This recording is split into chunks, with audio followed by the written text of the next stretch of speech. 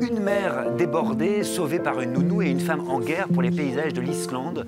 Voici les héroïnes de nos deux premiers films. Écrit par Diablo Cody, réalisé par Jason Reitman, comme déjà Juno et Young Adult, Tully met en scène la rencontre entre une femme à bout de souffle qui vient d'avoir son troisième enfant, Charlize Theron, et une jeune nounou de nuit qui va lui sauver la vie, Mackenzie Davis. Diablo Cody et Jason Reitman, c'est un tandem qu'on aime, Lily. Oui, et qui fonctionne très bien. Donc Diablo Cody, ex-tripeuse féministe qui se mue en scénariste à succès.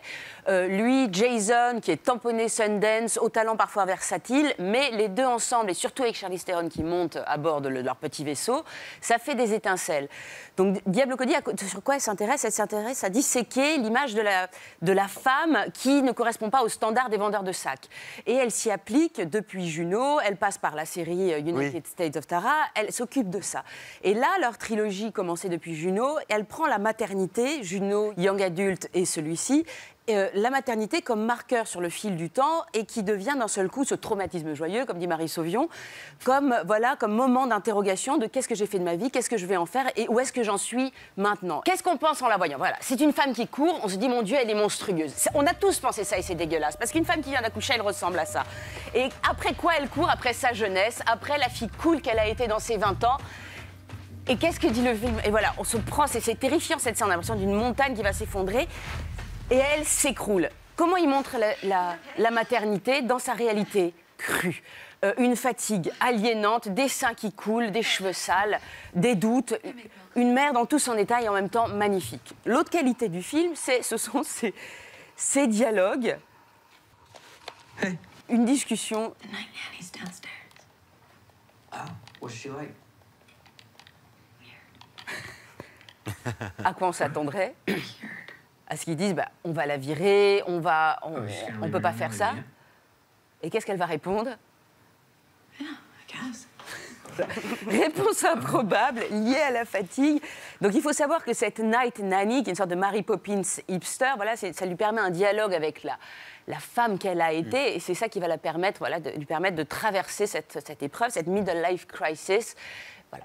Mais c'est vrai, Guillemette Frédéric, que Diablo Cody a la réputation de mettre le pied dans le plat et que son traitement du féminin, c'est ce qui saute à l'œil, en fait, dans ce film immédiatement. Son traitement du féminin, en fait, très réaliste.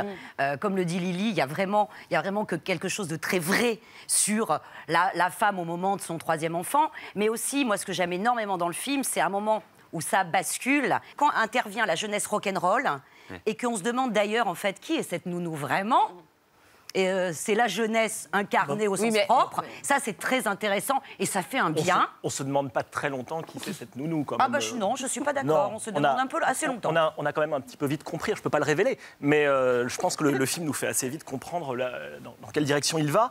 Moi, je vous trouve super aimable. Enfin, je dis pas que c'est un mauvais film. Je dis que c'est plutôt agréable. Que Charlize Theron est formidable. Elle sait très bien jouer généralement les épouses comme ça, pris dans des difficultés. Elle tombe enceinte. Après, on verra. Oui, évidemment, je ne peux si rien. on part dans ce type d'argument, Guillemette... Non, mais c'est vrai que c'est un film... Non, mais la dimension de middle life crisis, elle touche tout le monde, homme ou femme. Il y a quelque chose sur l'acceptation de la normativité, il y a quelque chose quand même. Et puis vraiment, c'est toujours ces films qui sont de plus en plus sur soi-même, sur les personnages qui retournent sur eux-mêmes, qui se regardent dans le miroir. Oui, mais c'est un moment de bouleversement, et elle le dit d'ailleurs magnifiquement bien à la nana qui a la vingtaine. La vingtaine, c'est cool, mais la trentaine, c'est comme le camion poubelle qui arrive à 5h du matin. Tully et qui te réveille. Au cinéma le 27 juin. Allez-y en poussette quand même, mais allez-y.